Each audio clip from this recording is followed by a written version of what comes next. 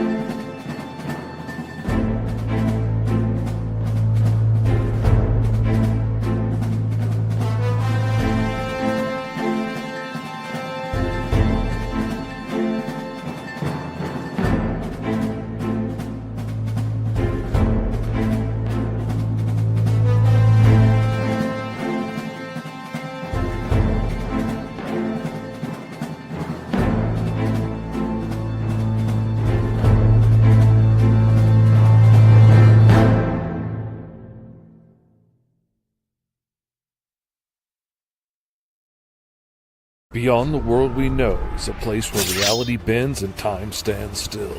A place where legends, fairy tales, and nightmares are real. A world where legends are born and destinies collide. Alice has spent her life lost in an interdimensional rift known as Wonderland, and it forged her into a deadly bounty hunter. With her ancient clockwork guardian Big Ten by her side, they hunt the things that stalk the shadows of Wonderland. Alice Lost in Wonderland issues 1 and 2 launch May 6 on Kickstarter. Follow along at GoMrFish.com.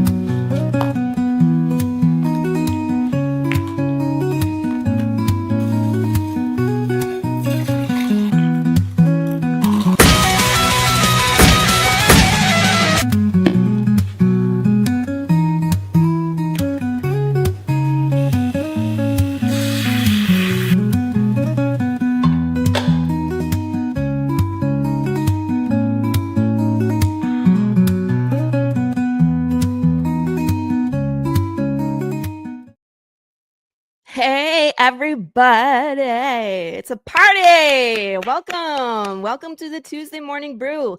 I am your hostess with the hottest coffee around, Laurie Calcaterra, writer, creator of the, I'm going to try again. Hi, I'm Laurie Calcaterra, writer, creator of Path of the Pale Rider, your favorite Western apocalypse series. I just crashed and burned. That was so embarrassing.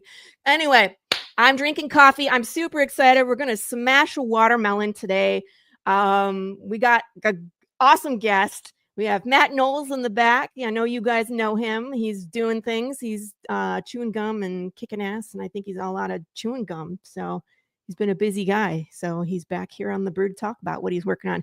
Now, this morning, we are going to go very quickly to go bash this watermelon. But I got to tell you guys what the name is of this thing. I cannot believe you guys. I thought for sure it was going to be a certain one. Like, hands down. And it wasn't. I'm going to bring Matt in because it's just too fun to talk about. So, Matt, good morning. How are you, sir? What's going on? See, I love the fact that you brought me in with a Duke Nukem line. I'm like, that's pretty awesome. I'm just having too much fun this morning. I'm all set up and I got the Destructo cam ready to go. We're gonna have some fun. But okay, so whenever we do a campaign, there's a stretch goal called the Slice and Dice, where we pick a fruit or vegetable, I don't know, whatever strikes my fancy or whatever is in season. And then usually I let people vote on a weapon and then name the fruit or vegetable. Now, this time, my buddy Von Fox, who does Murderface, made an actual bat saw. So it's a literal baseball bat with a circular saw embedded into it. He has a real one.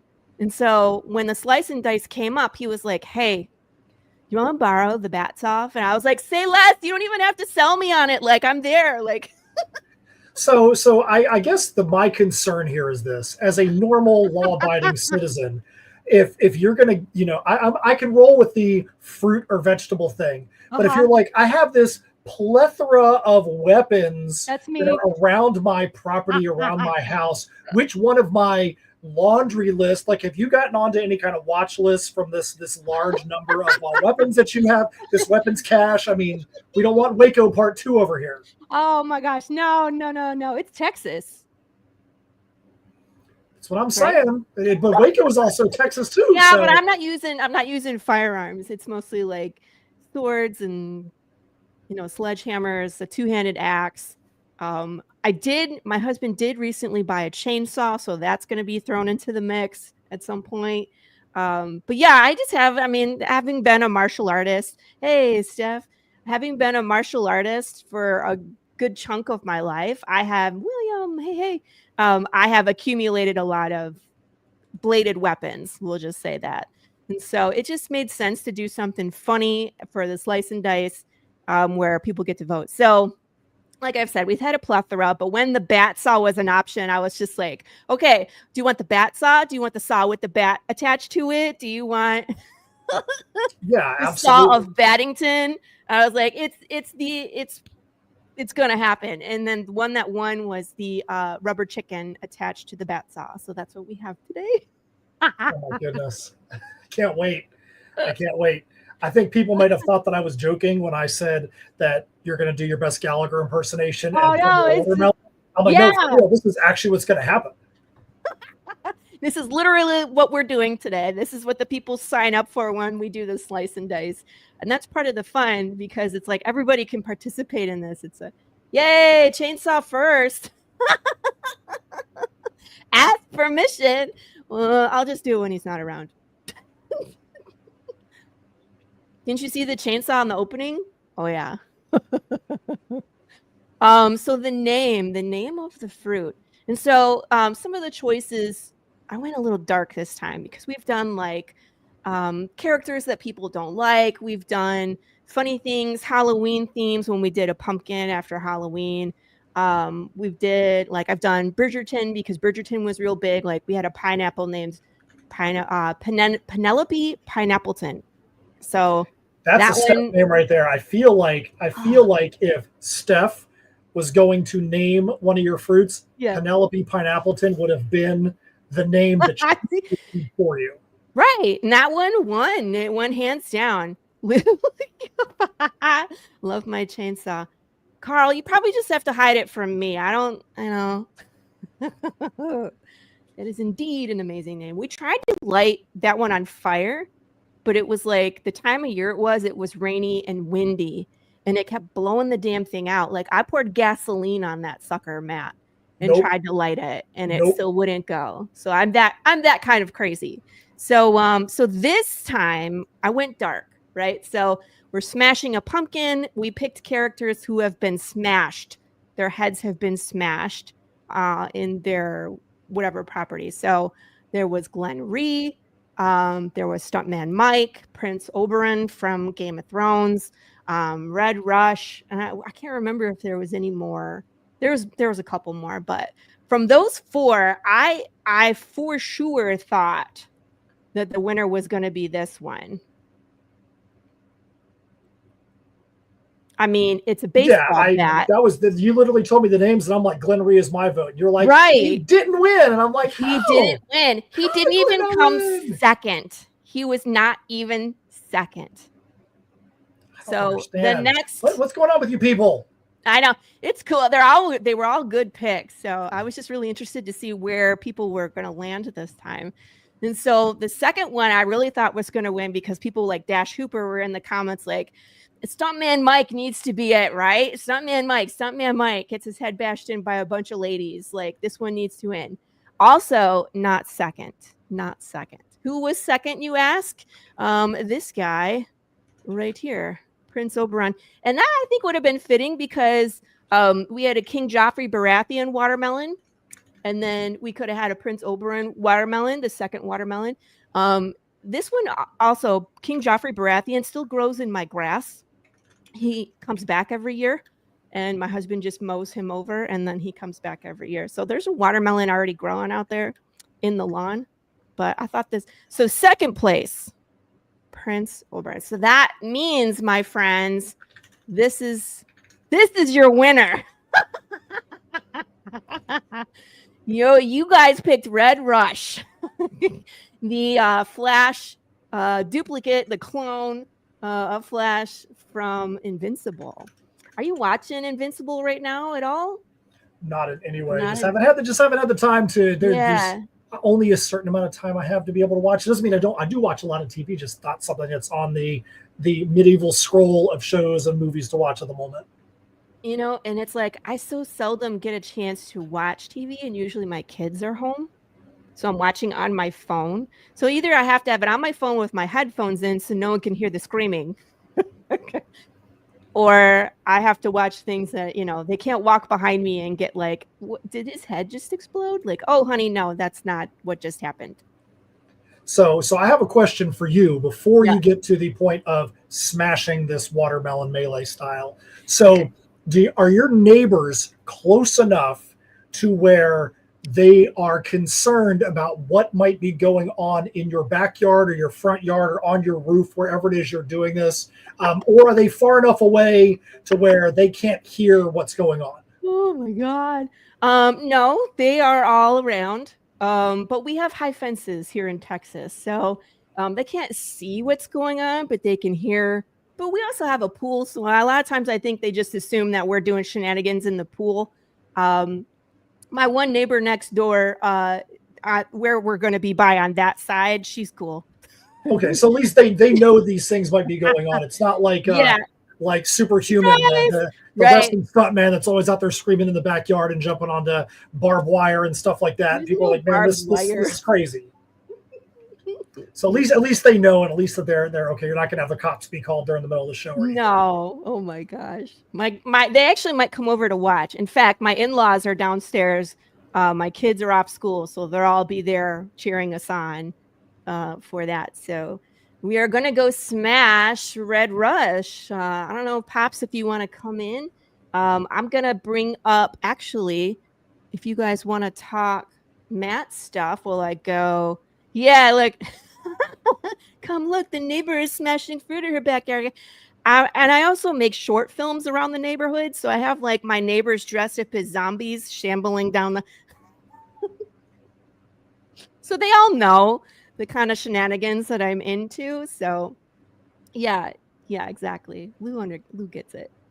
So, but I wanted to share this tab. Pops Van Zant, where did you go? Pop in, damn it. Because I need to pop out and go, there you are. Are you in some kind of a hurry or something? What? No, I want to go. I want to go smash the thing. There's people downstairs waiting for me to smash the thing. Go. Yeah, well, I got to switch the cameras and stuff. But in the meantime, I don't know if you guys wanted to talk about this. Sure. Or if you wanted to share your screen so that way you could. Yeah, you know what? I'm going to be away from keyboard. Hi, Murphy. Good morning. We just got dog attacked. Destructo Cam. Hi, Steph. Steph. What's up, Steph? Oh my goodness. Honey, come look. The neighbor's smashing fruit in the backyard again. All right, there we go. So how you doing, Matt? Doing good, man. Doing good. So I've got the tab shared. So I don't know if you. I think you might have to approve it on that side. Kill the other screen there, Destructo Cam. We're getting the echo. Echo. Is that better? I don't know. Say something, Matt. I'm here. Can you hear me? Yeah, better. So, Okay. so can you guys see the tab? I guess you might have to go and pop it in there on that side, Laurie. Say what? You told me to share my screen, so. Here you go. So how are we going to get back from this to when we want to go full screen on you and the watermelon? So this is so I can go set up because I got to take everything downstairs now. Now that I am fully dressed in the apparel, I don't know which way I'm going. Wow. So basically, I just need to make sure chaotic. when you're ready, I'll go and stop sharing my screen. That way we go back to the full screen, right? No, we just pull you out the way when we need to. You're okay. Okay, fair enough. You're good. I just want to make sure I didn't get in the way of the watermelon destructo. Okay, so. Nah, you're good. Cosmac is here too. That's how Cosmac and I met, is the last Slice and Dice. He showed up and was like, what are we doing? What's up, guys? All right, I'm going to turn off my camera and mic and go set up. I'll be back shortly. Okay. Sounds good. Sounds good. Well, so tell everybody a little bit about TATSUMI. TATSUMI. So TATSUMI is the newest story, the newest story arc that Steph and myself have created at Insymmetry Creations. TATSUMI, the Serpent Mistress, spins off from our fantasy horror series, I Am Keto. This is all about TATSUMI. She's the last remaining individual from the Yamaran Empire. She is hellbent on revenge and retribution after the Dark Conquestors and the Soul Rippers completely wiped out and destroyed her entire kingdom. We're having a lot of fun with this series because even though it's originally and initially set in the fictional Far East, TATSUMI has to go out and explore the unknown world because every person she's known is dead. And she can't go fight these Dark Conquestors and Soul Rippers on her own. And so we've had a lot of fun with her exploring and having other people kind of run across her path. This is a swashbuckling pirate adventure. And so we're super, super psyched about this. We are only $650 from minimum funding. We are only 6 backers away from the first backer count incentive. So we're very happy with where we're at right now, but we need you and you and you and that person over there that's ready to watch the watermelon get crushed. We need you as well because every backer counts, every dollar counts to get to that backer count incentive, to get to the that minimum funding level as well. Have you been doing your due diligence and dropping the link to this in the madness once a day? I have been doing it once a day, but you know what? I can get back to doing that once a day. I've been dropping links all over the place, but you know what? I can make sure to do that. As soon as we get off of this, unless you do it, I will go and do it myself. Because of the amount of scroll that the group's getting anymore, I encourage people once a day because nobody's looking 3 days back to see what you posted. You know? Yeah, fair enough. Fair enough. We always try to make sure that there's a compelling reason to share because we know the algorithm, fights you as hard as you fight to get past the algorithm fights you back. So, oh, look at that. Laurie's out there. I roll the algorithm underneath me. Yes, we can. Yes.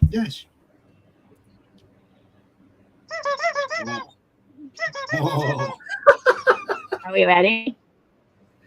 You tell us. Wait, do I need to turn this way? I don't know if it'll go, will it? Your Wi-Fi is being a little stubborn right now. It's not. Yeah, because we're outside. Definitely at 14.4 modem speed. Ooh. Look okay? It looks good, but the speed Can you hear me? Yes. Yeah, the stream itself, the stream itself is like buffering or something.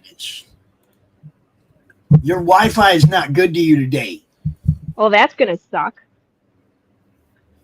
Yeah. No, it isn't. Yeah. I mean, it's the same place I'm always at. Oh, you know what? Now it looks like it kind of might have evened out. Want me just to do it then? Move around, do a little dance really quick. Dance really quick. Good now. Yeah, it looks like it's good now. Okay. Yeah. And then it froze. All right, so here is Red Rush. We got the chicken attached. I don't know. Should we go on? Which way are we doing this? I haven't really decided how we want to destroy this thing. I guess we're just doing this way. Oh, took his face off. Did it go? Yeah. He took his head off. Took his face right off. Oh, shit. Stool and everything. It's over. That's okay. We'll get it out of the pool, girls. Yeah, they're concerned that it's in the pool. Tell them to get it out of the pool. Take this, Red Rush.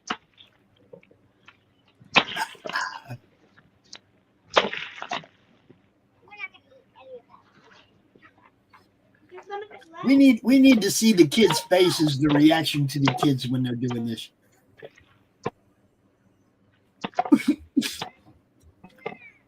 Start that melon. Yeah. Your neighbors probably think you're mad. Yeah, they do. Chicken!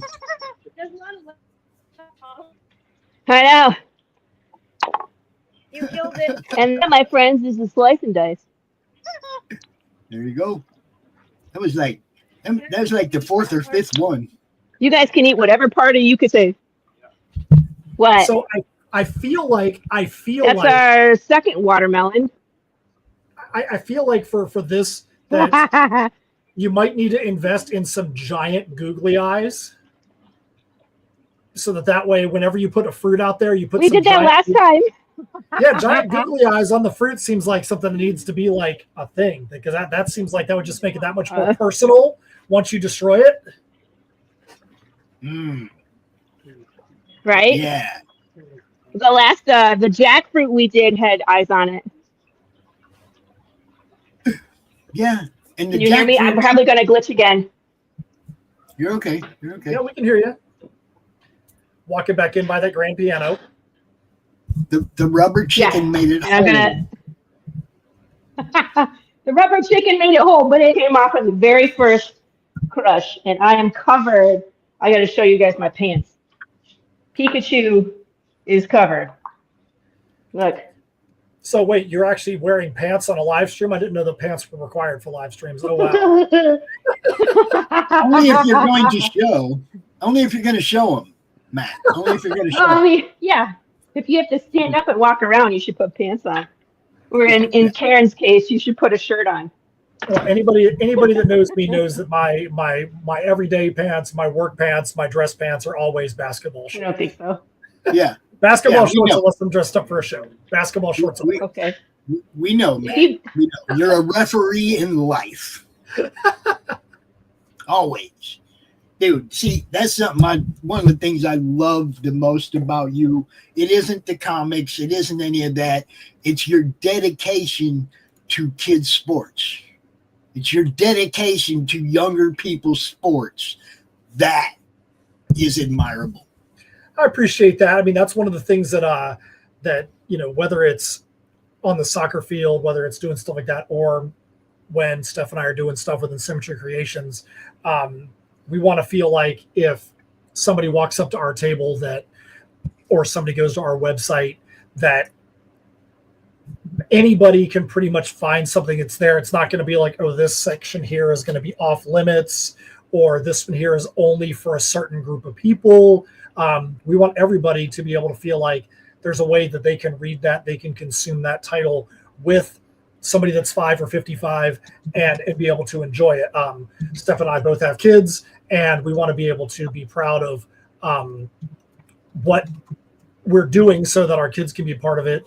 And even though, our kids are like grown, that we still want them to be able to enjoy that stuff. My daughter, Cameron, she got to actually do some coloring in Misfitz Clubhouse, all the shenanigans so far. So when that book comes out, she's actually going to, have her first actual legitimate credit in a book, which is pretty cool. But yeah, we always want to feel like if we're going to be an influence, we'd rather that influence be positive than something that's going to contribute to the delinquency of society. So I appreciate that, Pops. You bet, man. Look, I love it. I love it. I get really involved with my grandson, with his sports. And when I see somebody else that's dedicated like that to younger people being better at what they do. Okay, and it doesn't matter what. It doesn't have to be sports. It can be art. It can be band, whatever. Anybody that's dedicating their time to helping younger people be better at what they do gets all my admiration. I'm just saying, it's just the way it is. Well, I appreciate that, man. I appreciate that. I get out there with my grandson on the ball field, and you can't shut me up. Coach, he's been like, dude, you can't shut me up. I'm a coach. I can't help it. You're still out there. On the links showing people what's up on the golf course. Oh, this Saturday at noon, at high noon, the lead vocalist and guitarist from the Lunatics Fringe will be facing off against Dante's Inferno on the golf course. Fair enough. And we will have some film of that. We will be filming. We have a camera. Will you be crushing any watermelons? Is what people want to know. You never know. I mean, it's Mr. Fringe. He could put anything on my tee. I don't know. He could trick me. He could put an exploding ball down there. Anything. I wouldn't know. Dante definitely won't know. He ain't a golfer. This is going to be. Neither one of these guys are golfers. This is going to be amazing. It's going to be fun. Laurie, do you want me to stop sharing my screen so you can bring it up on your side? Yes, here, I can do that. Okay, good. It's done. See, I like it better when they are in control. Then I don't sound stupid when I'm talking about something that's not on the screen. No, I like it because I'm the one asking the questions. The Karen's going to come out. I want to be in charge. I don't know if you guys noticed, but this is one of our glow in the dark shirts, and because of the lighting, you can see that the shirt is actually glowing in the dark just a little bit. You can see underneath my beard, it's green. That's because it glows in the dark. Oh my gosh, that's cool. Nice. So we actually brought this shirt back for this campaign. This was a pretty popular item that we had during I Am Keto. So in this campaign, we have tons and tons and tons of new stuff, but we also have socks that are going to match this shirt. They don't glow in the dark. But we do have, this is the Soul Ripper shirt. We do have Soul Ripper socks this time for the first time ever. So we thought it was going to be good to bring the shirt back so that way people could get their shirt sock combo. I really would love to do some socks. I really think I need some socks in my life. But you are the trendsetter on that one, sir. For sure. Well, Steph and I definitely appreciate, we definitely love our socks, and we know our supporters do as well. I think this campaign has got our 9th and 10th different sock variations that we've ever done. I might be incorrect in that, but I think it's 9 and 10. That's so cool. All right. So I backed this already because I was sold when you were like Mortal Kombat, meets Pirates of the Caribbean, strong female lead with martial arts. I feel like I could be cast as TATSUMI. I could dress up as a pirate and go smash watermelons and have a great time. You know what? I think that's a great thing for issue 2. Why don't you cosplay as TATSUMI? We'll make sure that we get you in the credits cosplayed as that. What do you think of that, Steph? I know you're in the comments. What do you think about Laurie cosplaying as TATSUMI and seeing where we go from there? I want to do that. Yeah, I was just looking at whatchamacallit. I was gonna 3D print. I just found that they had 3D print pirate sword handles, and you can put a pool noodle on it. I told my kids that they should be pirates and fight in the pool this summer, so I could belt out the Pirates of the Caribbean song, and I get to be Jack Sparrow. That's the thing. So I was like, pirates all the way. I need a big hat with a big feather in it. Heck yes! Tatsumi's hat. Ooh, it's blue. All right, so when we were putting this together, what do you need, Pops? I have a question for the chat. Oh, for the chat. Steph, why are you not in here? There, I'm good. Oh yeah, because the reason why I can answer that for, she's it's only 8:30 in the morning in California. She's getting ready to go to work right now, and she's got her day job, and so she has to work a couple of days and when just unable to get in. So that's why she's jumping in the chat real quick. But okay, I'll give it to her. I'll let her slide this time. All right. She's already been up. She's already been running to get to her 100 miles in a month that she does. She's already had to go some miles this morning. She's killing it out there. That lady's crazy. She's Also, out there running. Are your kids still in school right now? Because I know it's real close to when school's over for a lot of people. So there's just so many So things. I think her kid still's got a week Like or a two week? left. I'm not sure. I know that my daughter's in college now, so her college classes are over for the summer right now. Yeah. Mine got out on Friday, but like that whole week before school gets out, it's like awards and class party and field day and this. And it's just like, oh my God, I don't have time to. And then birthday parties, they all squeeze them in before the end of the year because everybody is away. So it's like we were just so stinking busy. And then, of course, I did 2 cons back to back. I haven't stopped to think about anything until now.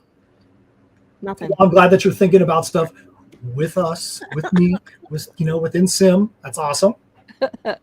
I still made a point to go back this campaign. So, which Like we were saying when you were setting yourself up for your watermelon destruction, we right now are $650 from minimum funding, and we are only 6 backers away from our first backer count incentive. We try to make sure there's something based on backer counts. Try to make sure there's something based on dollar amounts, because both of them are just as important, because obviously as a creator you need to have finances to be able to fund the things you do, but you also want to have as many people invested in the story as possible, because we really believe in these stories and we really want people to be able to escape into the universes that are created. Absolutely. Thank you for summing that up so nicely. That's always how, we as creators are thinking, but can't always put it together nicely. It's just like, we need the things to function. I'll just have Matt write my teleprompter from now on. These peeps are everywhere. That's kind of one of the keys to selling books, is to be seen everywhere. Yeah, that's the whole point. Well, especially in this day and age, there's a lot of people out there doing a lot of campaigns, and if you want to be able to cut through the fray, you've got to find new, unique, original ways to be able to get out there and talk about your stuff, because otherwise, you kind of just get lost in the shuffle. Mm-hmm. That's why certain people are out there smashing watermelons. I mean, that was always the crazy idea of mine that I wanted to do. And I think it actually happened because of the madness, because y'all were like shaving your heads and waxing back stuff as stretch goals. And I was like, okay, I'm not going to shave my head, but I could smash a watermelon for fun. And the first campaign we tried it, we didn't get there. But I think so our first campaign that we were success was for issue 3. And so that's, why that happened. But it's such a blast. It really is. And I just love to see how people participate, the names they come up with. Matt, sometimes I let them, write in a suggestion. So people are writing in like weapon suggestions, like spatulas and kittens, and what someone put like a traffic light, one of those big traffic lights. And I was like, where do I get? And I don't even think people realize how big those things actually are. Like, you look at them and you're like, oh, there's just a little thing up there. Those things are like 4 feet tall. I mean, they're huge. Like, it's just almost as tall as I am. Like, I'm not picking that thing up. And even if I could find one, how would I get it home? Anyway, but it's hilarious to see, what people come up with and write-ins. One of them we did use. Remember, we did a soup can and a sock.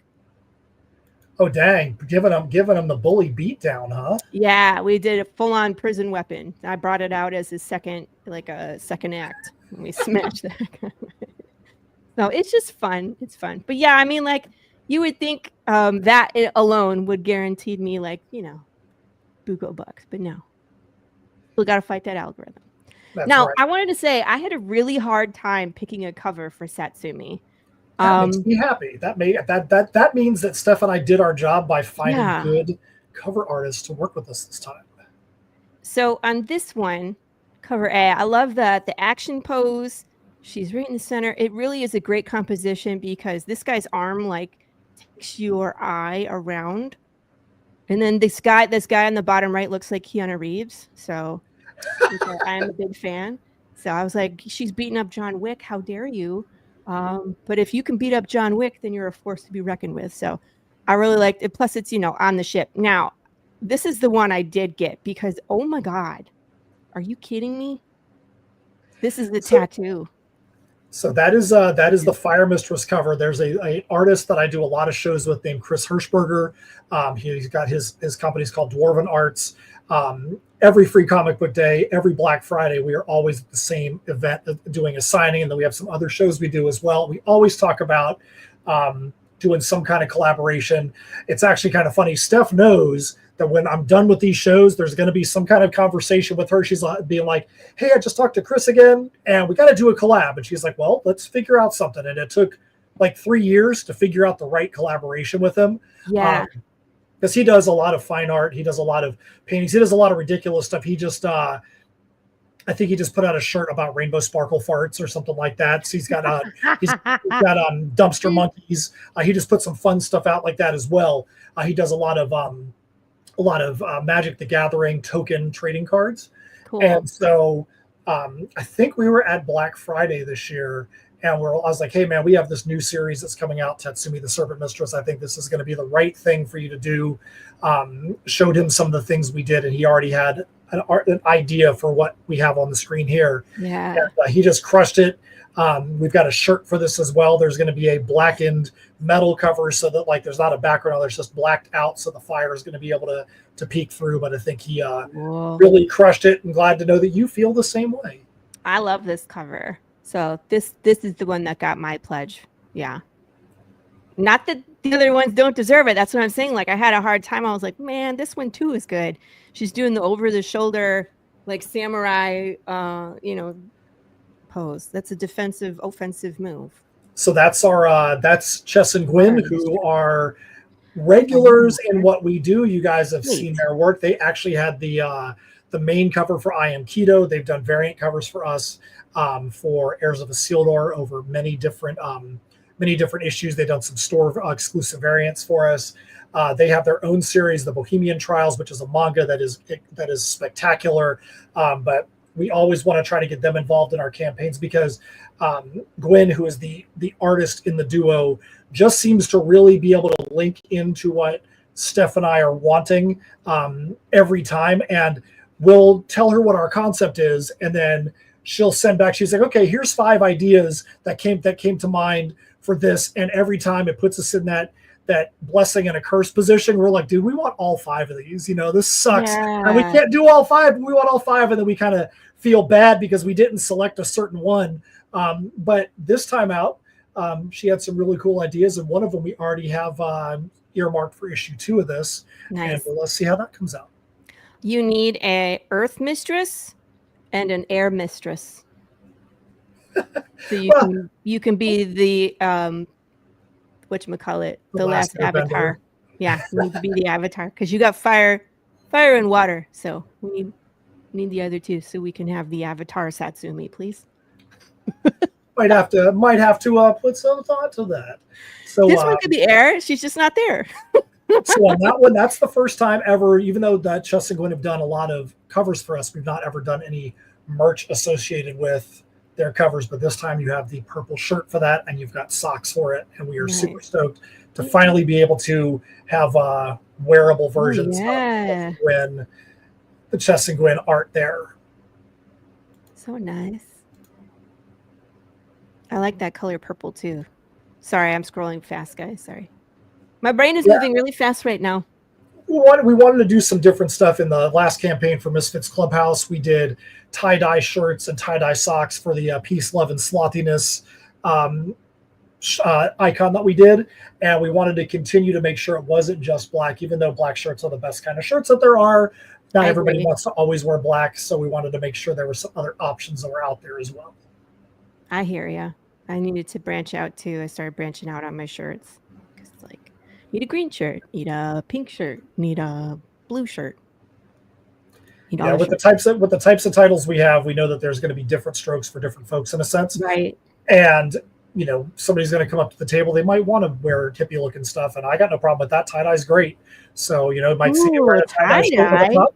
You might see me wearing a tie-dye shirt with a top hat at the next time I wear it at a show. Yeah, if you go into the add-ons in our campaign, we always make sure that socks that we've done before, shirts we've done before, issues we've done before, are all in there. So the tie-dye Peace, Love, and Slothiness socks and shirts are in the add-ons. It's so cool. All of our previous socks are collectible colored vinyl from the Heirs of Isildur versus Tales from Nocturnia album is in there. For those that don't know, I'm a metal musician, and we always make sure that there is a musical component to what we do. And then if you're like, hey, this is pretty cool, I hear there's a prequel called I Am Keto.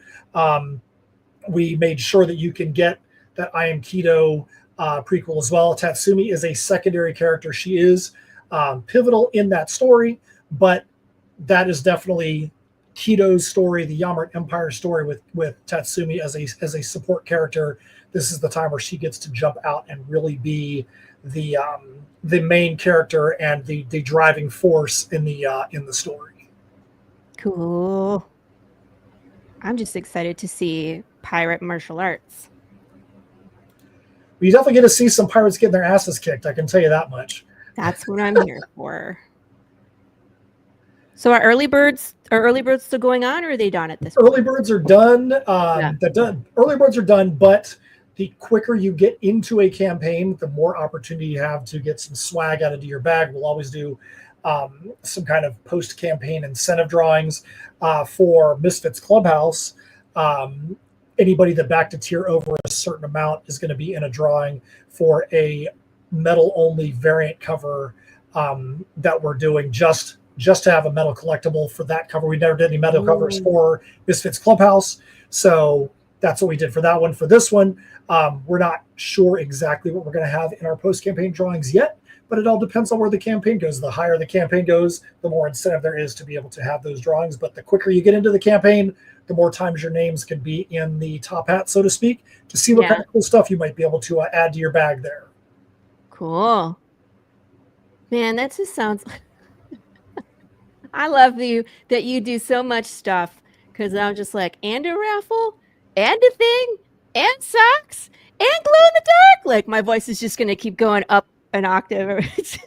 I can tell you, I'm going to make the voice go up here in just a second as well, because one of the things that we have been known to do in the past is we have some leather workers that that work alongside of us, GB Leatherworks, and when the time is right, they contribute some collaborated ideas for our campaigns, and we are this close. We got to get to one of these checkpoints. Like I said, we're $650 from minimum funding and 6 backers away from the backer count incentive, and we've got some super cool stuff from GB Leatherworks that we're going to be unveiling or bringing back, or modified versions of things. But we have 3 different items that are all themed towards this campaign.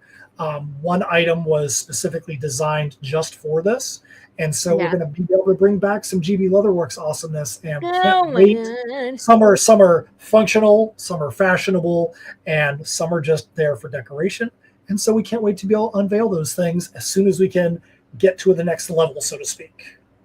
I can't wait to see those, because I love seeing the leather work. I can't afford it, but I love seeing it. I like seeing what creative minds, are putting together because some of that stuff is super cool, like dragon heads and really cool masks, you guys. If I can't pick up any more hobbies, my husband will kill me, but I would love to try to do some leather work. I think that would be fun. Well, I'm telling you what, you definitely do some of the best crafting, where you do your own book binding, things like that. And one of the things that we've always respected about what you do is that, we might be known for some of the outlandish things that we put into the campaigns, and including metal music and things like that. Yeah. But on your side, you've got a unique set of products that you do, because you do them yourself. Like, it's easy for somebody to go out and hire somebody else to do metal music. We do the metal music, so that kind of sets us apart. For you, we could go out and hire you to do book binding, but it's totally different when people are like, look, this literally came from the hands of the creator. Laurie's the only one that can say she did this, and that's really cool that you do some of those things, that it sets your brand apart. There could be imitators, but nobody is ever going to be Laurie Calcaterra with the things you do for Path of the Pale Ride. Well, I agree with you. We have to do stuff to kind of set ourselves apart. And who is texting me? Oh, we're going to turn that off. Silence. All right. So, I mean, I'm super excited for this. This is just, adding on a whole nother new story. So you have Keto, you have Heirs of Isildur, you have Misfits, which I'm Yep. so excited to get that one. I know it's coming in soon because I put my kiddo's name in there and she doesn't know. So And now I she want her does to it. She watches the show. She's not. She's out. She was watching me bash watermelon. Now the grandparents have her. Oh, she's out swimming with the watermelon. Yeah, The she's fishing the watermelon entrails. out from the bottom of the pool, which happens. It's fine. At least when I was close by to a source of water when I was lighting the other one on fire, I could just jump in. Right. Yeah, so we did. We've got Heirs of Isildur, which is the original. That's Right. apocalyptic sci-fi set in a steampunk world. Cool. Tales from Nocturnia, which is medieval fantasy. I knew I was Am missing. Keto, which is fantasy horror. Misfitz Clubhouse, which is all ages. Think Saturday morning cartoons in comic form, and then TATSUMI. And when we created TATSUMI, we had the conversation of what are some things we haven't done yet that we want to do that would be fun, and that was part of the decision to have TATSUMI run into the crew of the Side Stalker, which is the pirate ship. And we wanted to involve that type of culture. It was obvious. We knew where TATSUMI was going to go. She was going to go into the water after the Dark Conquestors and Soul Rippers obliterated her kingdom. We knew she was going to take this little fishing boat out into the water, and it was who are they going to meet when they get out there? So you got Dark Mayu on the screen right there. That's a character that definitely plays a lot of part in TATSUMI's mind. And here's why this is an interesting character. In I Am Keto, TATSUMI and Mayu are best friends. They've grown up their entire lives. Steph and I had a very big decision to make when we first were concepting I Am Keto as to who was going to survive, which was TATSUMI, and who was going to be the one that was going to be converted into a post-human. Think about it like vampires and zombies, where once a human gets infected or bitten or whatever, they now become that horrible thing. And Mayu was probably one of the most beloved characters in I Am Keto. Everybody that was that read the story really, really loved her. We really love Mayu. And it was probably the most painful character decision to build her up into this lovable character to then turn her into the most evil thing in the world. And the thing about this that Steph and I have to always remind ourselves. You want to borrow my hat? I love it. It's for you. The thing about it that we have to make sure that to remind people and remind ourselves is that TATSUMI survived this onslaught because she goes over a waterfall and kind of hits a tree and kind of falls into this cave behind the waterfall. She doesn't see Mayu get transformed into this post-human. All she believes is Mayu's dead, or Mayu has been turned into food to fuel the Soul Rippers and the Dark Conquestors. So she's now vowed to wipe these horrible forces from the face of the earth, not knowing that Mayu is actually one of them now. So oh no, so that's a major conflict. Yep. So that's one of those things that because this is a story arc, this is a series. Obviously, that's something that's in the back of her mind. Obviously, we're not going to bring this up as writers if inevitably, eventually, there's not going to be some realization that Mayu's there. But initially, this story is about TATSUMI and having to find her place in a world. She goes from being an Onoba geisha, a female warrior in the Yamaran Empire, to being a nothing, being a nobody, just this random vagabond that happens upon the Side Stalker ship. And so, it's fun being able to explore her going from the top of the pinnacle to the bottom, so to speak, and see how those relationships can develop. Yeah. It'll definitely be an unwelcome surprise for TATSUMI when they come face to face again. And I'm only assuming that they will, but of course they will, because why else? You know what I mean? When you say post-human, you gave us a couple examples. Does this follow that example? Is it vampire? Is it zombie? Is it an infection? Is it what is it? So think about it like how if a vampire bites your neck, then Yeah. you could either be drained of life, or you could be bitten and turned into a vampire yourself. Right. And the way that the Dark Conquestors and the Soul Rippers work is very similar. So the Dark Conquestors, the Soul Rippers have a symbiotic relationship. A Soul Ripper will attach itself like a vampire, and it can either transform them into a Dark Conquestor, or it can suck the soul right out of their body, which both the Soul Rippers and the Dark Conquestors need that to be able to survive. The rub is that a Soul Ripper must have a Dark Conquestor near to be able to release certain elements of this extraction that they don't need, that is a pollutant to them. The Dark Conquestor needs that. The only way Dark Conquestor can stay alive is to have this Soul Ripper there basically to filter out the things that it needs.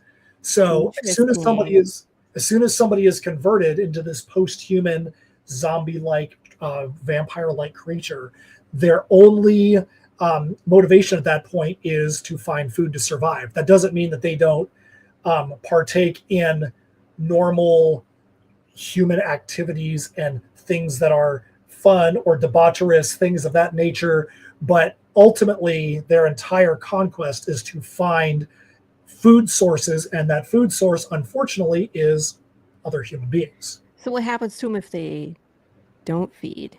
If they don't feed, then they die. That's one of the only ways they can die. If for a Dark Conquestor, if there's not a Soul Ripper there to be able to reattach and be able to get that food from them, the Soul Ripper, the Dark Conquestors will die.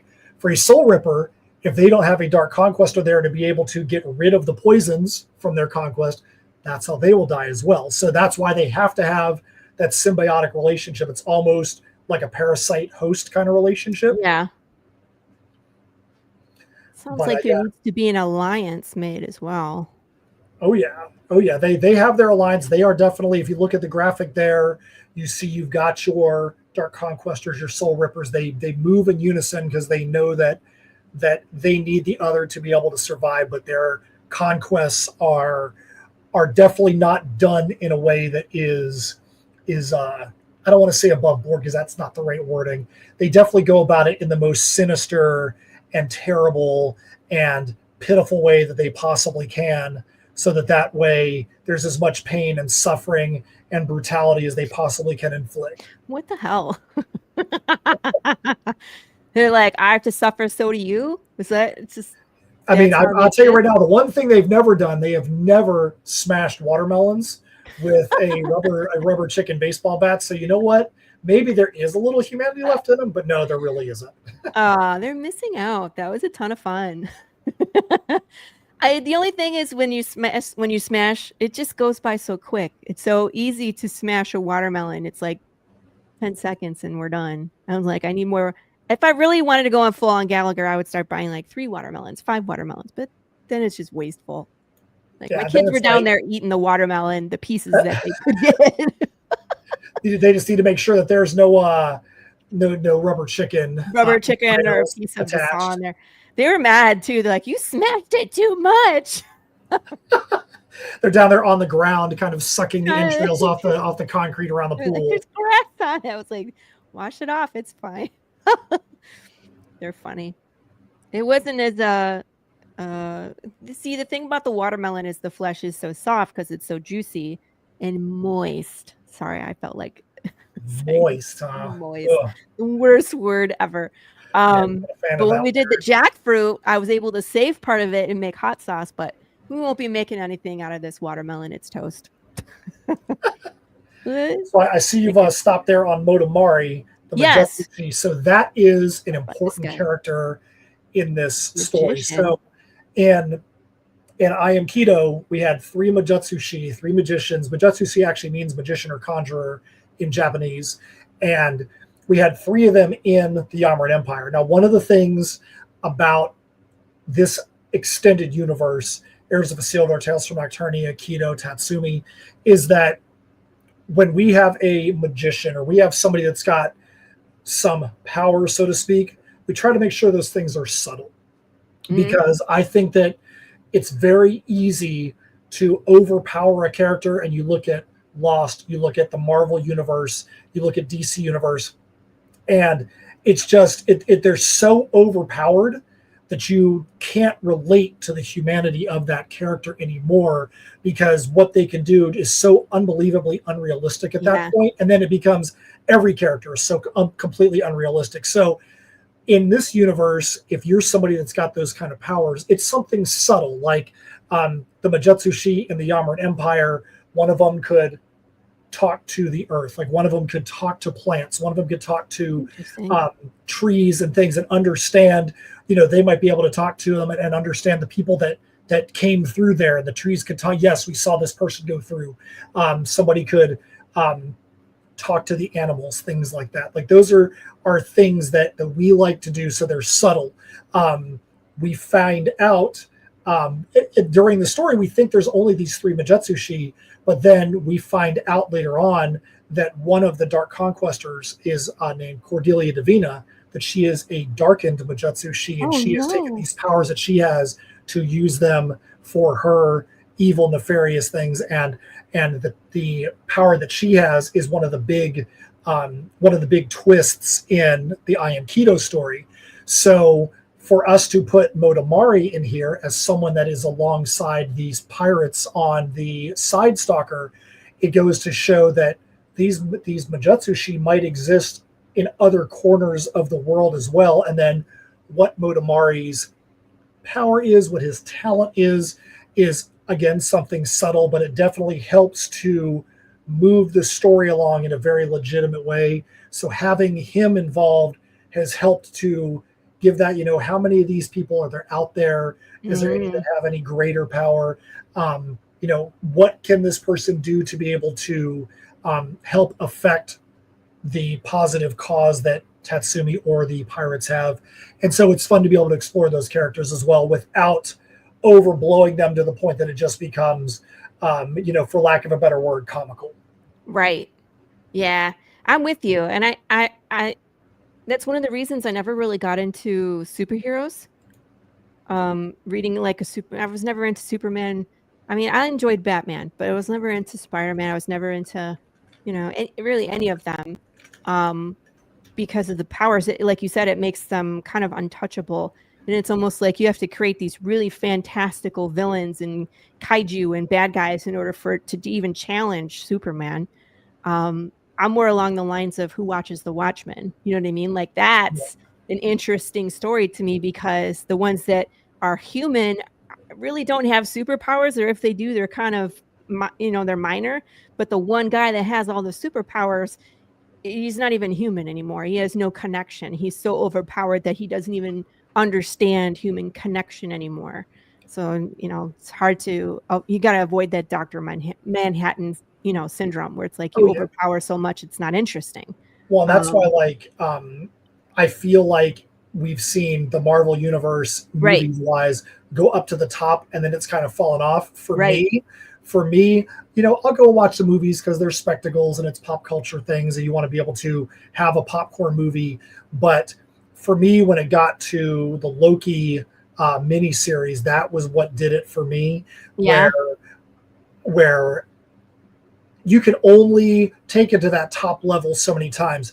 Oh, we have to save the universe. If we don't do this thing, then the whole universe is going to be destroyed, and we're going to have to fight a god, and we have to do this. And then you get to Loki, and you're like, oh yeah, we've been controlling all this, and we've been watching this in this 1970s computer lab, and we know all these things. And then you go back and you're like, wait, you're going to go and diminish all these massive things that you've been doing by putting them into this lab? And I'm like, no, that doesn't work for me, because then you've taken everything you've built up to that point. It's like you don't have anywhere else to go, because you can't continue to add the universe.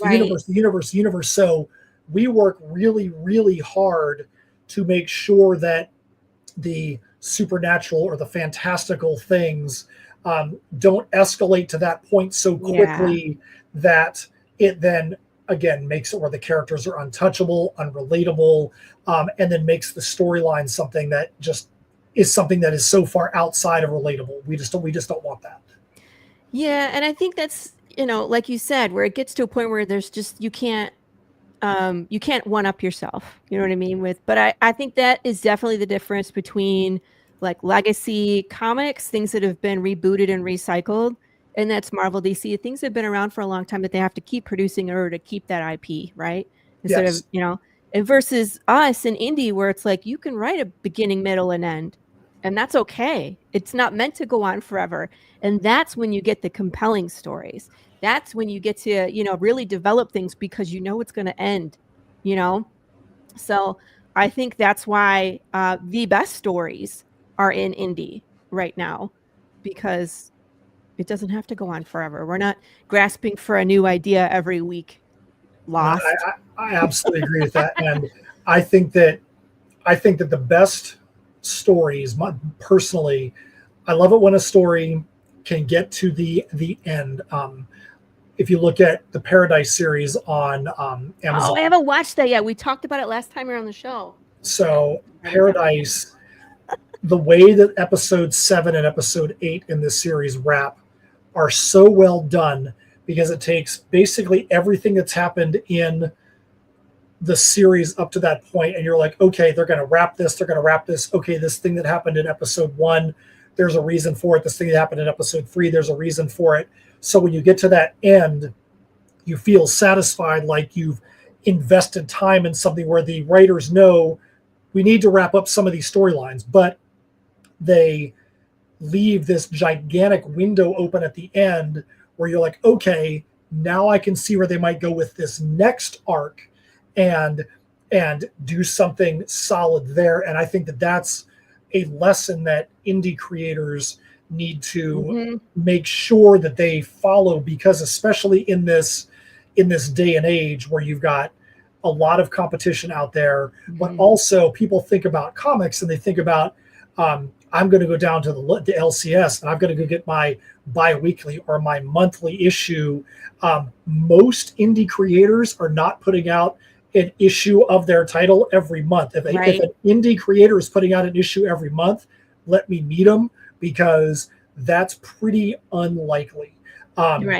Normally it's every quarter or twice a year, 3 times a year. So people aren't going to be wanting to come back to this unending thing. Oh, I'm not going to get resolution at the end. Right. I would have to wait till 2031 till I find out what happens with this character. We've got to give smaller, compartmentalized arcs so that way people can feel like I'm satisfied, or they can go to a show and be like, hey, I want the whole arc. Okay, here's the trade, or here's the 5 issues in this arc, and enjoy that. This is a society nowadays where attention spans are shorter. You've got to give them the ability to get something shorter and be able to enjoy that piece of entertainment. It's a double-edged sword, right? Because you gotta, it's like and how do I want to say this? Each issue needs to kind of be like its own reel, where it's like, not only do we have something in the beginning, we have to have something exciting, we got to lead towards something, we got to leave them on a cliffhanger. But I get this every time I release an issue where they're like, I really felt like it went by so quick. And I was like, it's 24 pages. I promise. Like, it's the same I release every time, but they're always like, I need more. So it's almost like, I don't know. It's that double-edged sword of give them enough so they're satisfied, but also make it so that their attention span is, I don't know. What's the answer there? Yeah, it's tough for us too. For TATSUMI, we are approaching this differently than we've done with any other series outside of Misfitz Clubhouse, because that one's its own unique thing, where normally it's a larger issue, it's a perfect bound book, it's got a spine on the side, 44 to 56 pages. When we were constructing the skeleton for TATSUMI, we were like, this has to stay normal comic sized issues. So that's helped us and forced us to write in a different way. The issues are designed to be no more than 32 pages, so that way it can stay as normal comic size. But our 2 main directives in our own writing are make sure that the overall ultimate storyline is being forwarded, but also make sure that there are set pieces in each issue that are wrapped in that issue, so that way people know, okay, I'm not just getting a filler issue. Right. We know that there's going to be something of a set piece, something massive in that issue that's going to be fun. I can tell you in issue 2, we've actually got 2 pretty significant set pieces that are going to happen in that one. We're already halfway through the art on that one, and seeing those set pieces come together is just ridiculous. It's so fun. Issue 3, we already know the massive set piece that's going to happen in there, and all these set pieces are completely different one to the next. Even the 2 set pieces in issue 2 are completely different from one another. So you could be a supporter and a fan and go, I want to be able to see this type of set piece. Okay, then you want to go to issue 2 and see that, because that's where it's going to be. That's cool. I mean, it's good planning. It's good storytelling. It's good pacing. And all those things are important. I'm with you. That was kind of what I was trying to articulate, and it's articulated very poorly, but it's like having to plan out each issue from the jump, where it's like, okay, this is going to be 6, and these are the things that have to happen in each, so that not only are the readers entertained, but it's making the story closer to the goal, right? Because I hate fluff. I'm with you. Like, I don't want to watch an episode. The Walking Dead was notorious for this, right? Oh, horrible. They had their, season opening, and then it was mid-season, where they had like something exciting happen, and then like the 3 episodes in between, it was like, what are we doing? Carl is missing again, and he's eating pudding on a freaking roof. Who cares? Yeah, that was probably the low point right there, where they had that first episode of that season where you had 4 little 15-minute spans, and then it was an episode a month that focused on those 15-minute spans, and you're like, I haven't seen this guy for a month. What the heck's going on? It took so long to get back there. So there's a question in the chat. Carrie says, hey, what are we looking at? Sorry, not with it today. She's in the UK, so there's a time difference. So Carrie, we're looking at TATSUMI, issue number 1, which is a new series created by this man and his partner, Steph Cannon. And it's pirates, Mortal Kombat, and I mean, like, what else do I need to say? We'd like to say, imagine Pirates of the Caribbean and One Piece meeting your favorite martial arts heroine. Mm-hmm. This is the first time that we have been able to have a true female lead in our series. It's either normally been a male lead with a supporting cast, or it's been an ensemble cast. We really wanted to make sure that we had a strong female lead here, which has changed the dynamic of the way we approach things, especially when you talk about pirate culture. And you think about, in that era, it was all about men, and it was all about women being side pieces, literally and figuratively. And we didn't want to do that. That's one of the reasons why I really respect the live action One Piece, and why we always call that out, is because you look at that series, and right off the jump, they're like, this society, this universe is multi-ethnic. It's got humans, males, females. It's got creatures. They all kind of exist equally. And you could ask why, but they're like, listen, you don't need to know why. This is how it is. And you're just going to accept this. It's not a because I said so. Normally, because I said so is a terrible thing in writing. You want people to have a logical reason for why things happen. And we want to make sure that the things that we do here allow for us to be able to tell the story we want without these, historical, in pirate culture, you didn't really have, women that are pirate captains and things like that. Well, you know what? Who cares? We do, and that's the way it's going to be. There was one real famous one in I think she was Chinese. There was a woman that was vicious. She was vicious, man. I'll have to look that up. But there wasn't a lot though, So, Carrie, the other thing too for you being in the UK, we understand that shipping is brutal. We understand that shipping costs are brutal. We've got not only is there a digital of this, we've also got digitals of all of our titles in here. We've got a digital pack that's got all 10 of the issues that we've put out. When we say 10, that's a lot of those are trades. So there could have been a trade that had 5 issues in it, a trade that had 12 issues in it. Everything we've done is in here. I think that the ultimate package has got like 800 and something pages. But if you're God. somebody that's like, I want to just go add on Heirs of Isildur one or Misfitz Clubhouse, all those things individually are in the add-ons as well. So that way, being somebody that is overseas, you don't have to worry about paying that ridiculous shipping just to be able to become a part of the series. You can back it digitally and you're going to be able to get it that way. We understand those crazy shipping costs. Can I just vent for a second? I normally don't ship international on my Kickstarters because it's been such a headache.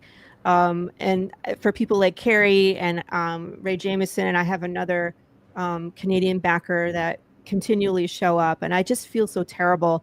My 2 Canadian backers, and I make special arrangements for these guys, and they contact me directly. I weigh out all their stuff to make sure they're not getting ripped off. They still haven't gotten their stuff because apparently the Canadian Postal Service went on strike. Yes, they did. They did. They went on strike. We had a lot of shipping issues with our most recent shipments that we did for Heirs of Isildur.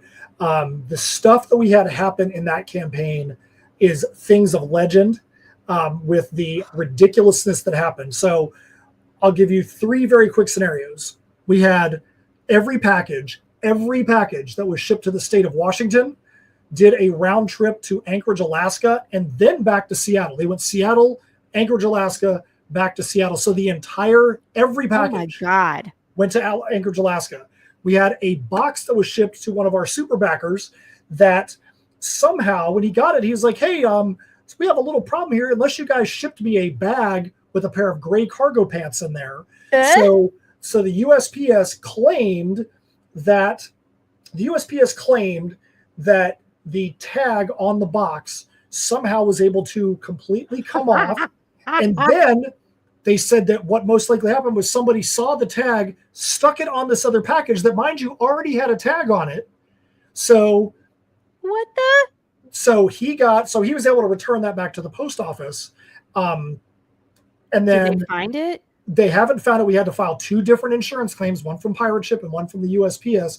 But then we have an international backer that is in Norway that when it got retagged to go overseas, the retagging facility messed up the apartment number and put it in apartment A instead of apartment F. And he was like, okay, so this is now sitting in a mailbox of a vacant apartment in my complex that's locked. So he goes to his apartment management and they say, okay, when the people are there to clean out the apartment and clean it up, we'll make sure they move it from their mailbox to yours. So he messages me a little bit later and he's like, hey man, I got the book. They cleaned the apartment, I got the book. I'm like, hey, that's great. He's like, no, I got the book. The apartment people opened the package, opened the sealed bag that the book was in, took the book out, kept all the extra things, and put just the book into his mailbox. So yes, it is frustrating. That's exactly how I felt was when he said that. I'm like, what can we do at this point? I'm like, we didn't do that. He didn't do that. We told him that the next time he orders something from us, that we'll try to make it up to him and all that. But we're like, he did everything right. We did everything right. But that's 5 packages in one order, one set of boxes that just, it's so frustrating. All one campaign? All in one campaign, one set of boxes that all did that insanity.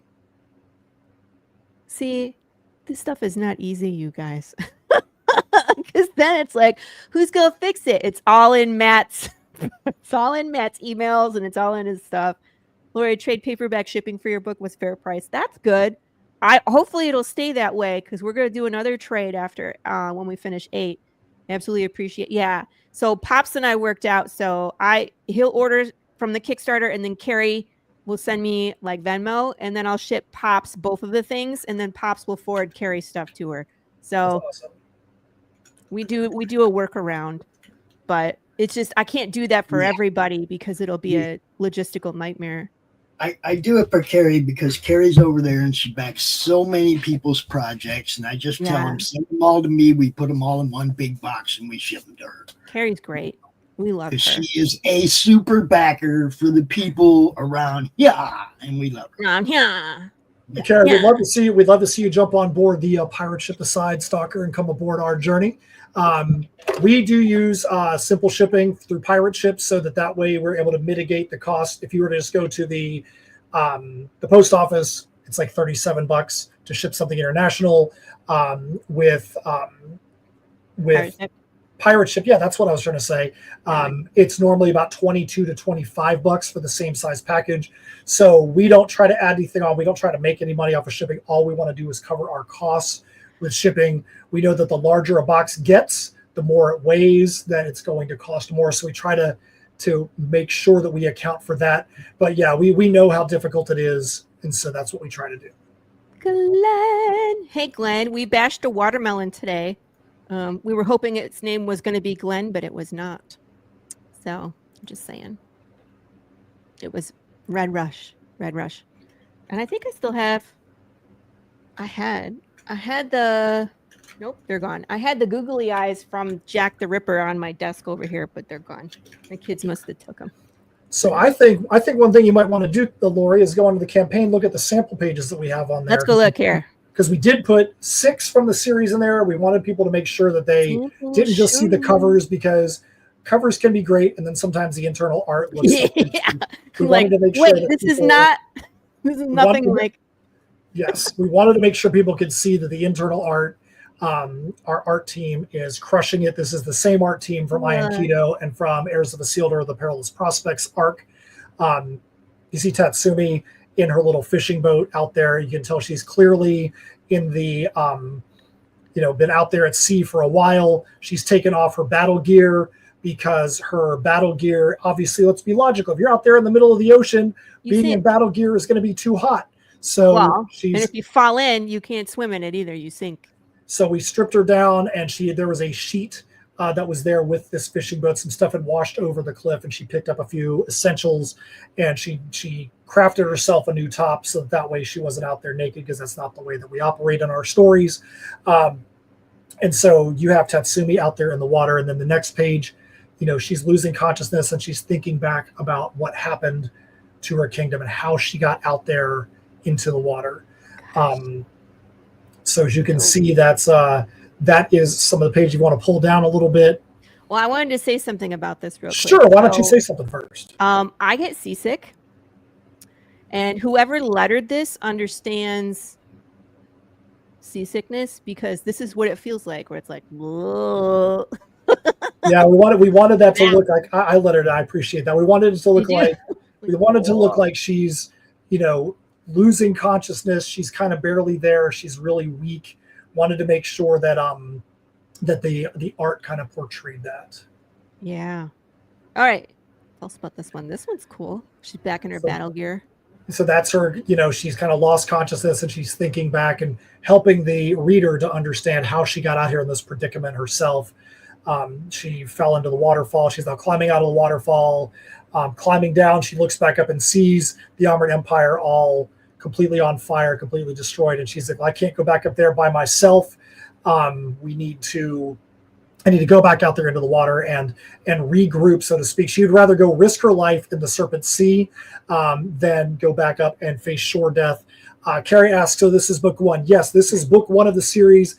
There is a prequel named I Am Keto that's based on another character that you can get some other understanding of what's going on with Tatsumi and this empire. But this is issue 1 of this brand new arc, yes. Ooh, look at this page. This is gorgeous. Gorgeous and then terrifying. Ow. Correct. Yeah, I'm terrified of the ocean. I don't want to swim in the ocean. I don't want to be on boats. Like, keep me on the land. Seeing this is just like, it is lovely artwork, though. Yes, Glenn, I'm with you. Like, this top panel is just gorgeous until the waves start showing up, and then I'm like, get me out of here. We're so happy with the way this is coming out. So we see Tatsumi hits her head from weakness, from all that. She's not able to withstand this power of this wave. And then we had to have a little bit of time go by, which is the next page, where Tatsumi, you can see kind of like the bubbles. If you ever have lost consciousness, you've been dizzy, you kind of see spots. So she starts to hear some voices, and you can see on the bottom that her eye is kind of starting to open back up. That's how we were able to convey this in the story. And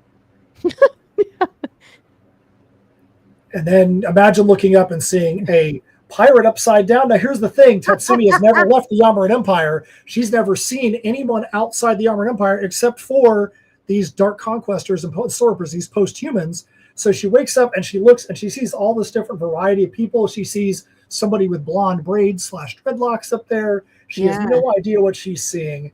And she sees these people talking about that they've got her, they're going to take good care of her. And all she can think is that these are probably people that are affiliated with the vicious force that just destroyed her entire kingdom. She starts beating them up. Carrie, yes, I Am Keto is the prequel. You can get that in the campaign as well. There's 6 different covers for that. You can get I Am Keto and Tatsumi issue 1 both in the campaign. Absolutely. Like, they just brought her whole boat up there, and then she's just like, pow, kick, punch, crack. Like, lady, calm down. Eat a Snickers.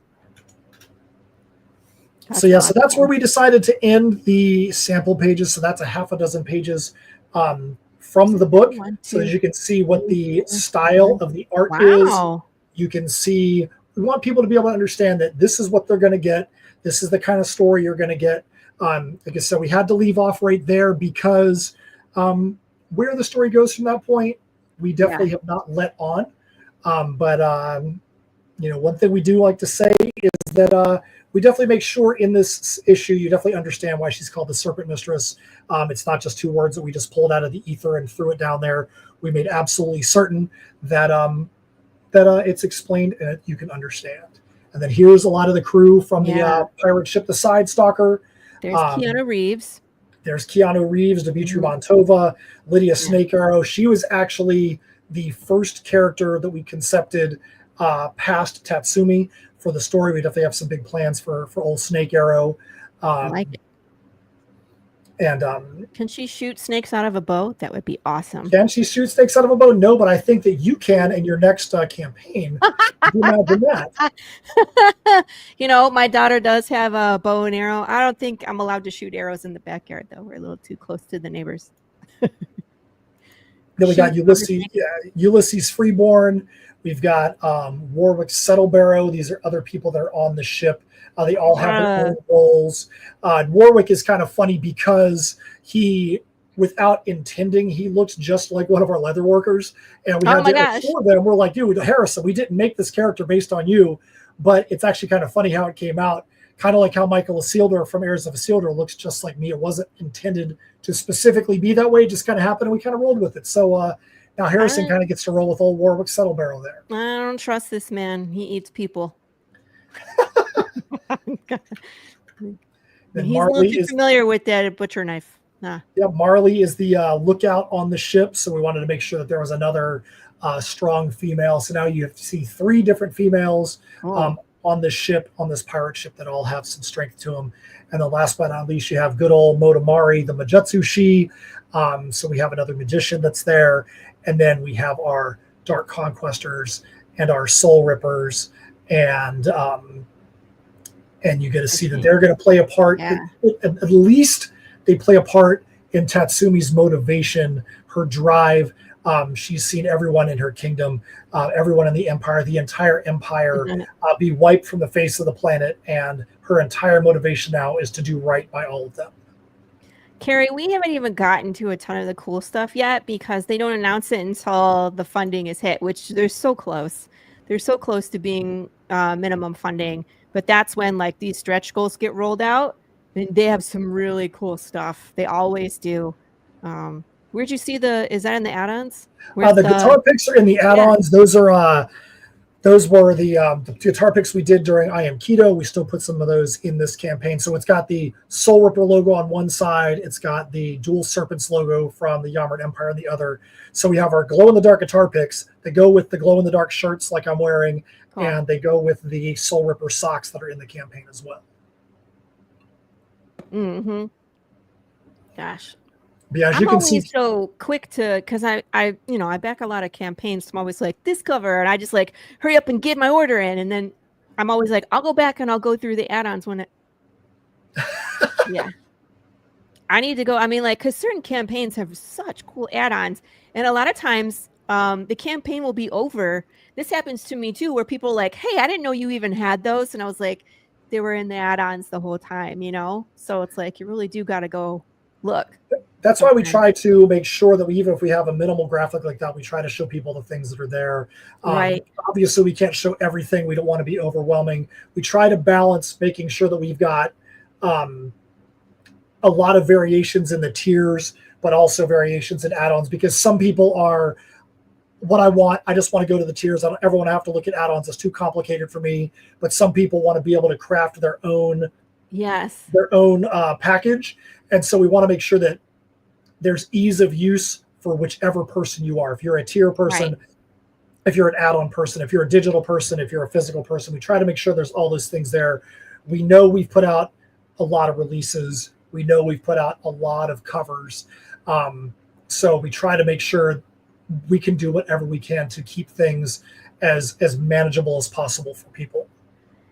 One thing I like that Kickstarter has changed was that now in the surveys, it has like a drop down where people So can much choose better. stuff. Right. So for me, instead of listing all my t-shirts separately as an add-on, it's like t-shirt.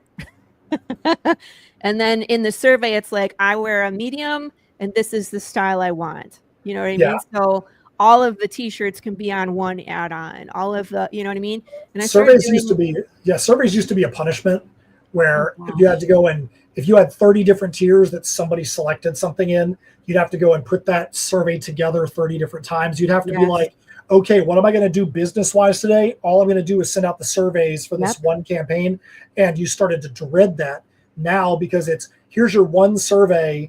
And then if you've got a shirt, like you said, you can put the add on. If you've got like leather work, or if you've got this thing that's, what kind of socks do you want? Like you said, you can just put in that drop down. If this, then put this option in there. It's made it so much easier because we all know in this industry, time is money. We all have nowhere near enough time to do the things we want to do. And the last thing we want to be doing is unnecessary clerical work. And I think I want to make a suggestion to Kickstarter for the surveys as well. I wish they had it where you could do a question just for physical backers and just for digital backers, because I don't see that as like an option. Because I was trying to do, I have stretch goals, right, as you do, but certain ones unfortunately only go to physical backers, like some of the scratch and sniff stickers, the blah, blah, blah. And sometimes I give people a secret question because I'm going to put something extra in there. And it's usually a sticker or something that I chuckle at because I'm having an inside joke in my head and I want to bring them in. But they have to answer that question. One of them was like Beats, Bears, or Battlestar Galactica. And I sent everybody origami, whatever they picked. Right. But that unfortunately, again, goes only to physical backers. And so since it was a stretch goal and it wasn't an item listed within the inventory with the SKU, I had to go in and add that question to every single survey.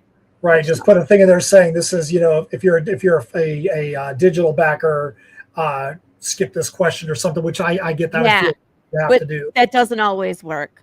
People don't always read it. So there's always room for error. So unfortunately, or you have to explain to them, I apologize.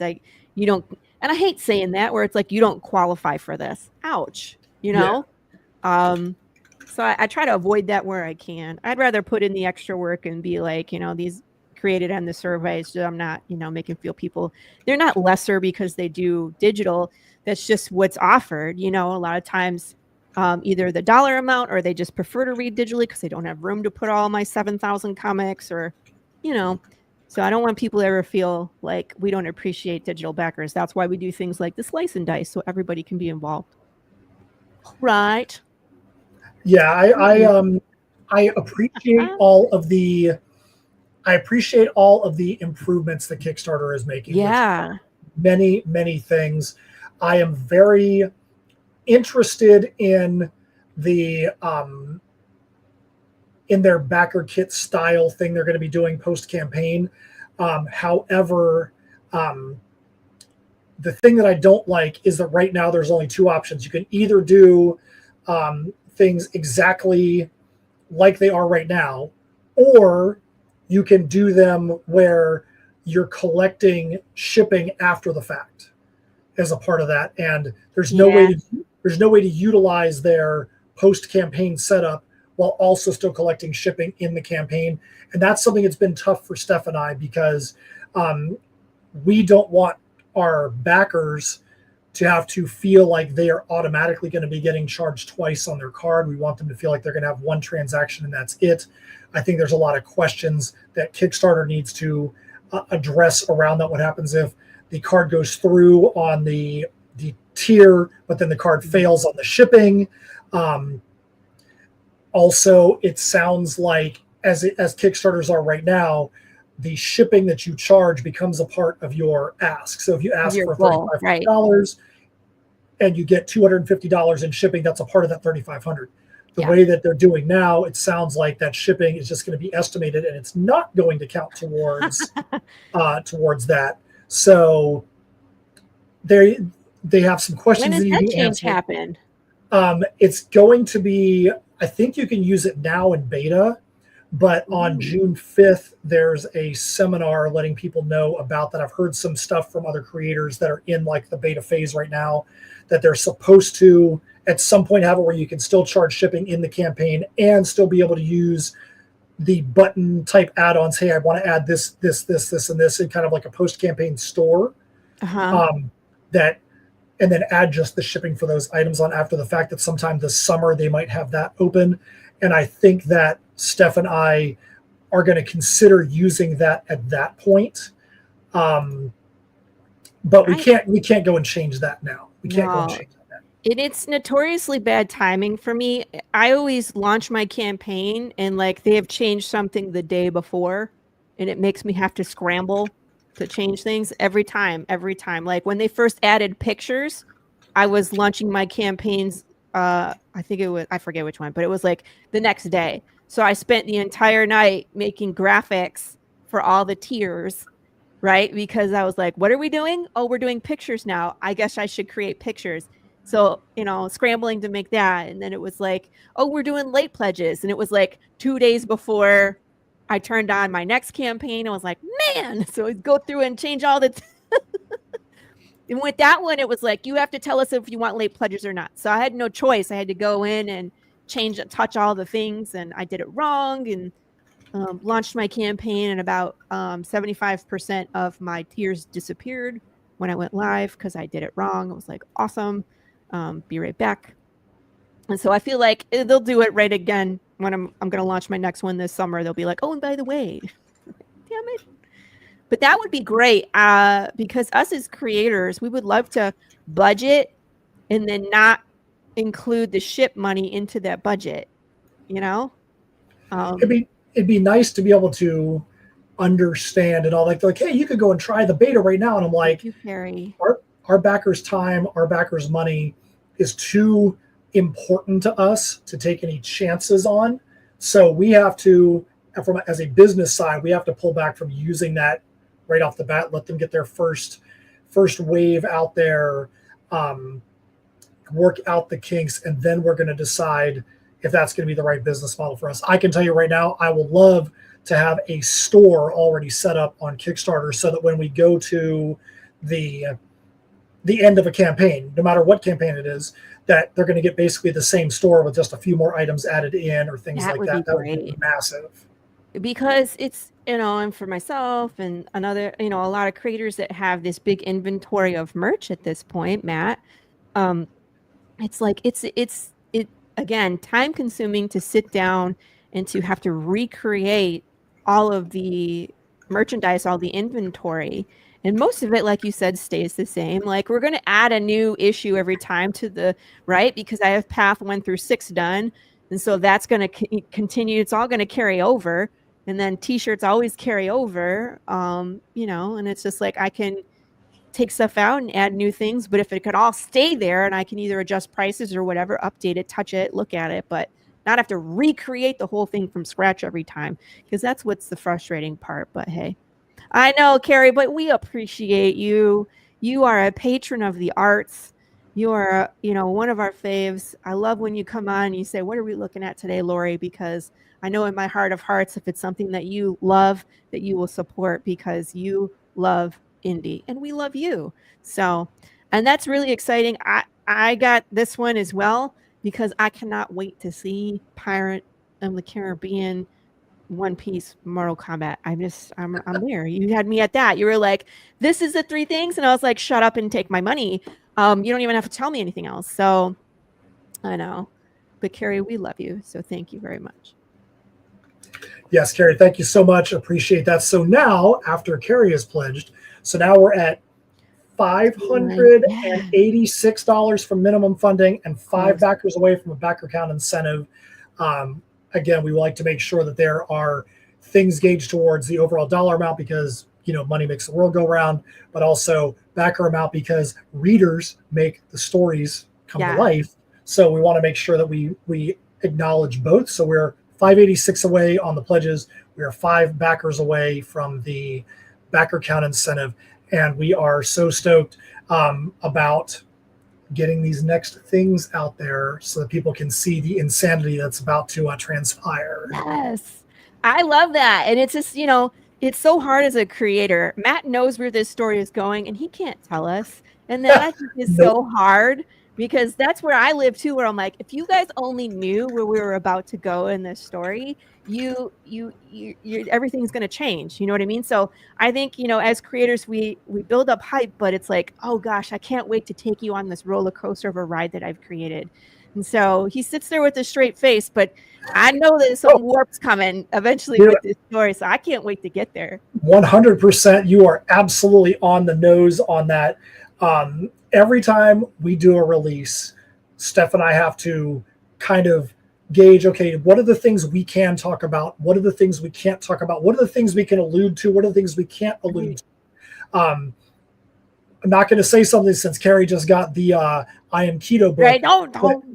But in Keto, there were some very certain things that we specifically couldn't allude to, couldn't anything, because there's a few things that happened in the twists at the end of that book that we were like, we don't want to spoil this for anybody. We didn't want like one of those movie trailer commercials where you literally see the entire movie in the commercial. In the trailer.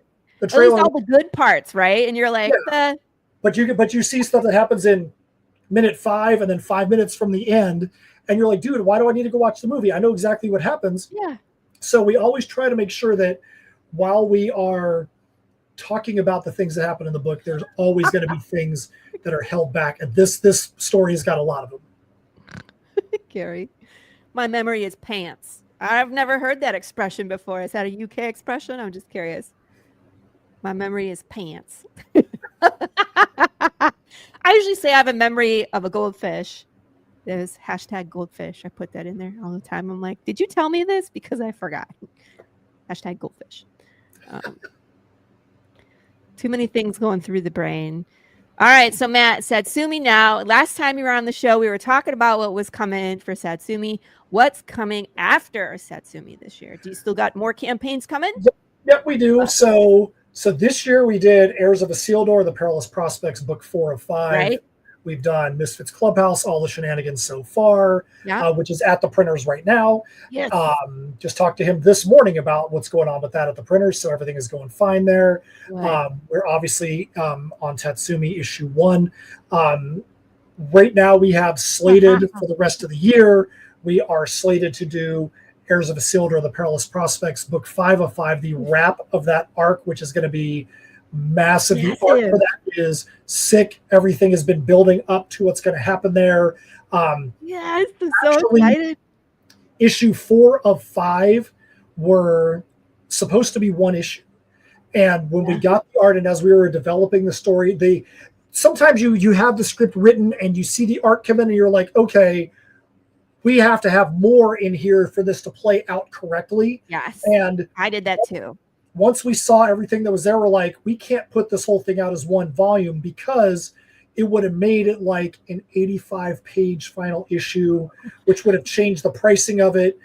There were some things that needed to be sat on in a sense, where we were like, oh crap, how are they going to get out of this? Right. You start the final issue and you're going to be like, wow, this is just nonstop, complete and total insanity going on to wrap up this arc.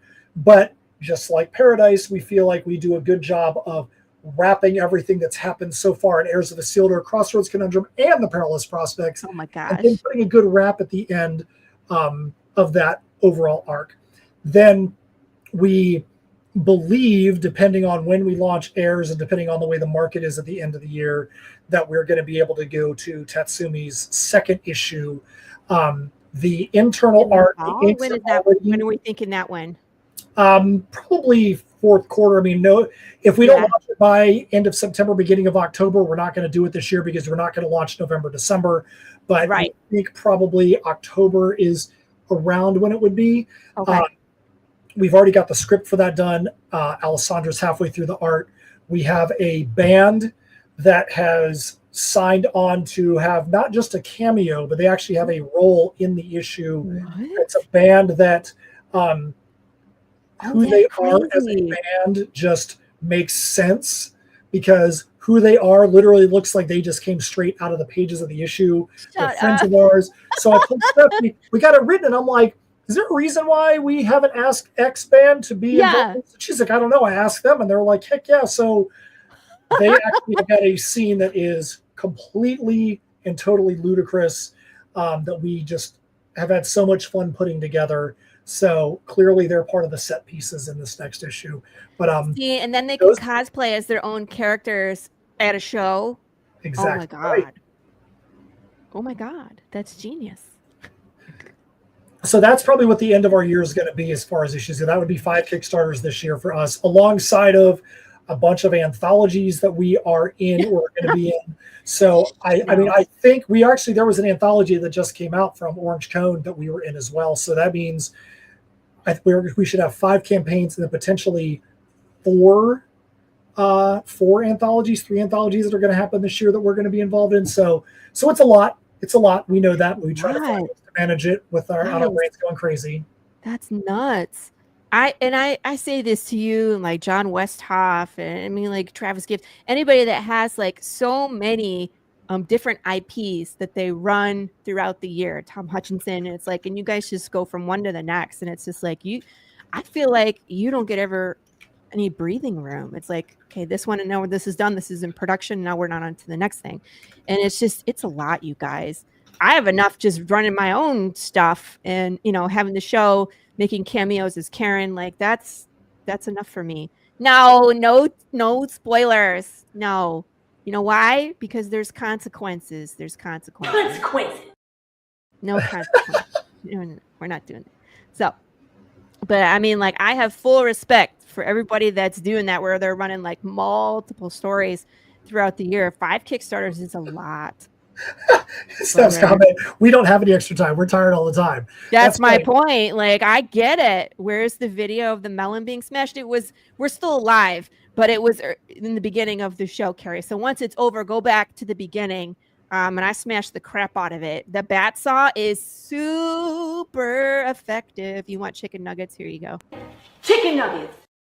She when she smashed that thing, it was like Laurie's there for 1 second, and then the watermelon was just destroyed immediately. Her swing was so fast we didn't even see it.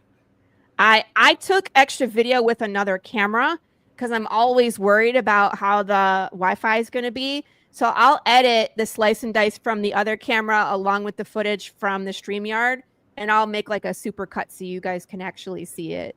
But the problem is it goes by so fast because my middle name is Destruction, so how it goes. So so it looks like now we are now at 29.90. So somebody else has gone in and got the digitals. So that means we are now $581 from minimum funding. 4 backers from the backer account incentive. We try to make those backer account incentives be things that are digital. That way, everybody who's a backer has a chance to get it. So that's where we're at right now. We are cruising. We'd love to see the watchers of this show jump in, We are certain that where this story is going to go is going to be satisfying. The journey that Tatsumi is on, knowing her motivations, seeing how she has to interact with the crew of the Side Stalker, and understanding that culture. I mean, you see it in cover A. She's beating the crap out of them. How do we go from her beating the ever-loving crap out of this crew to where we're probably going to go in this story? It's going to be a fun exploration of the characters. So thank you to everybody that's jumped on, everybody that's backed, everybody that's going to back. We got 16 days left, and we'd love to be able to see this campaign be the best campaign that we've done in a couple of years. Back in COVID, we had some great campaigns. We had a bunch of campaigns that were $8,000, $10,000, but that was COVID times. It's kind of like an anomaly, unicorn time. We would love to see this have the most backers and the highest dollar amount that we've done. Not just because we want to bring stuff in, because we want to be able to continue to create things for you guys. We always say we want to create characters you can relate to and universes you want to escape into. You supporting this is going to help us to be able to continue to do such a thing. Matt, you said what I say every time we have someone on the show and they have a campaign. This is the most important time for indie creators to guarantee that they can continue to give you a good product, a kick-ass story, and something new to read. Because again, we all tired. Reboot, recycle, rehash, blah, blah, blah, blah. I'm tired of it. I am. I don't want another Loki. I don't. Oh, Matt, where can people find you? And then we're going to wrap up the show. Guys, I'm super excited for the outro for today. I've been working on it for a while. You saw a couple snippets of it if you were here for the beginning, but I made my own slice and dice video game opening outro. So you're going to have to see this, and you probably take a few weeks to see it all because there's so much going on, but I'm excited. So Matt, where can everybody find you? So right now, we want everybody to go to tinyurl.com/Tatsumi, TSM. That's Tatsumi, the Serpent Mistress. That is where you can get to this campaign. But if you're like, hey, you guys seem cool, I want to know more about the other things you do, like the other titles you have, or the metal music that you write, or the fact that you and Steph have a newsletter and do some blogs of your own, or the fact that Steph does a lot of horror movie reviews and horror and pop culture articles, go to linktree.com/InSymmetry Creations, INSYMMETRY Creations, and you can get links to all of those things, including music videos and albums and all kinds of fun stuff like that. Awesome. And go check out all the socks. Yes, there are 9 or 10 pairs of socks. There's all kinds of shirts. We love making those things for you. We already know what our next socks, probably our next 2 or 3 pairs of socks are going to be. We just can't wait. Cool. I'm excited. Thank you again for coming on the show. When I told Matt, I was like, we're doing the slice and dice on your episode. He was like, what does this mean? And she was like, are you okay with me doing this? I'm like, oh, yeah, this is great. I'm glad that you're going to do this on this episode. Like, just want to make sure you're in for it. It's a little chaotic just with the back and forth, but it's a lot of fun. So we have a good time. But again, thank you for coming. And I'm in awe of everything that you do. And you do it well, and I wish you success in all future campaigns. I mean, like, I'll see you again. I'm sure I'll see you again this year. And if not, then we'll show up together on someone else's show because I'm going to be campaigning in July. So Travis Gibbs will be on his show. Yeah, really. Getting yelled at. All right, everybody. As you know, let's see who's on next week. It'll be Fred Schwartz, who I'm super excited to talk about fisticuffs and hot sauce. And I haven't really got a chance to pick his brain about his origin story, so we're going to go there. Make sure you are excellent to each other and kiss your babies. And we will catch you all here next week on the Tuesday Morning Brew. Bye.